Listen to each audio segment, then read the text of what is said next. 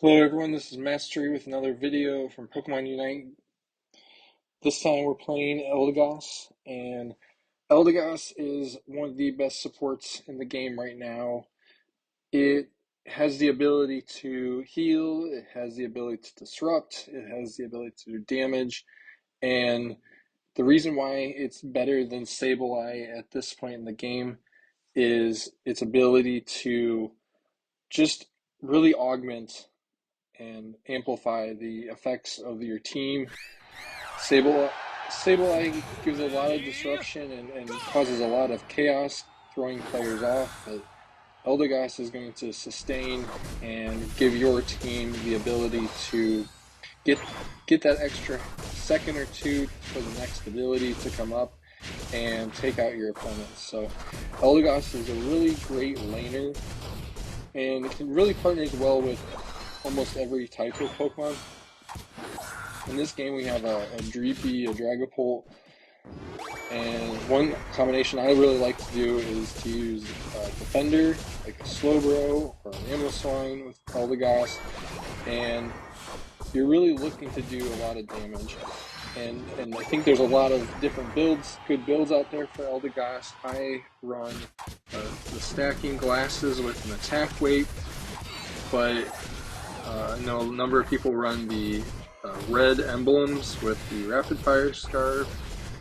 I prefer getting the extra healing that you get from stacking and the various attacks. So you can see even early on, especially once we get 4, there's a lot of pressure that Eldegoss can put on the enemy team. We're able to get the kill on the Wiggly, or the Clefable, and the Larvitar is having a really hard time trying to do anything at this point, with Scyther coming in and the various healing that the team is getting from the Pollen Puffs, and really quickly we're able to get fully stacked. So we're about 8.5 minutes in this game, and I'm already looking for my 6th stack.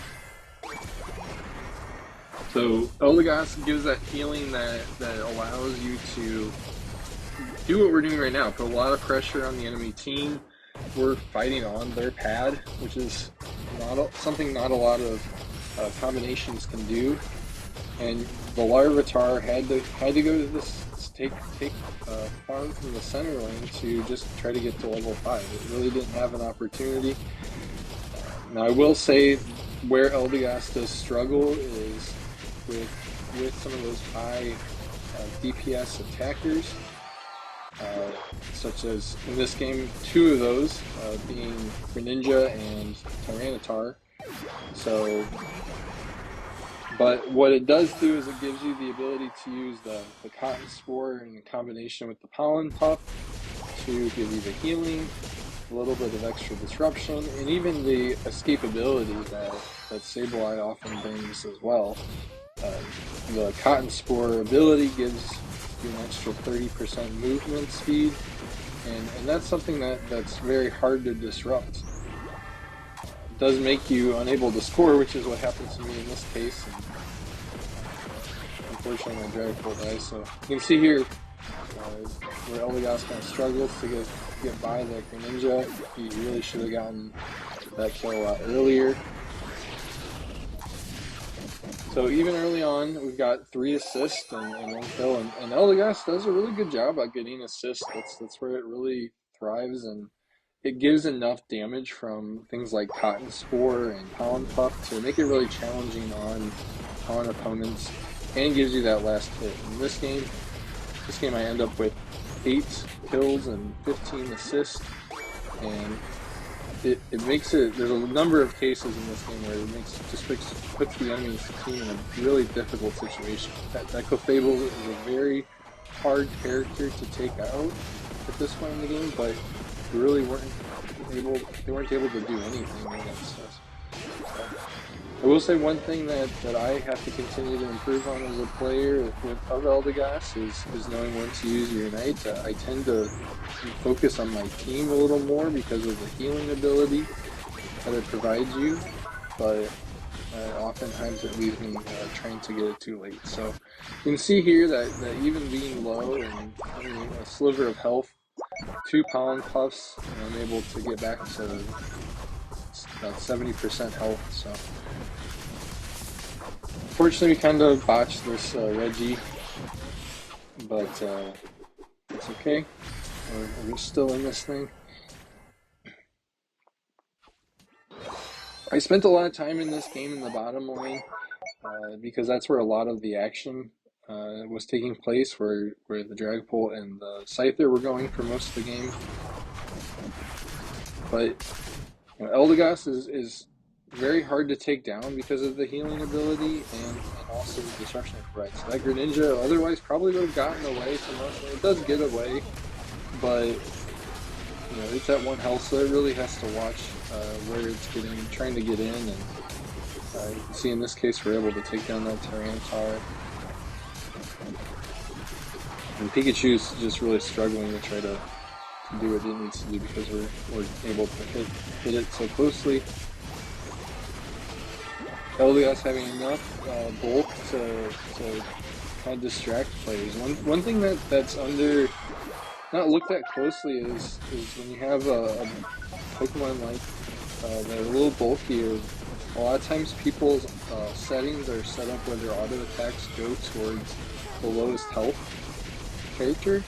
So if you're able to survive some of those hits with an Eldegoss or a Snorlax or Mamoswine at low health, often it'll give that enough distraction where their auto attacks for the enemy team go somewhere else and not your carries.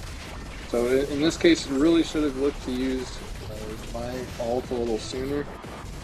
But even we're 2v3 in this case, we're able to get Scyther comes back up. But you can see here that he's still doing a very good job about staying in the fight, and just kind of will do this in a circling motion where I'll come back in and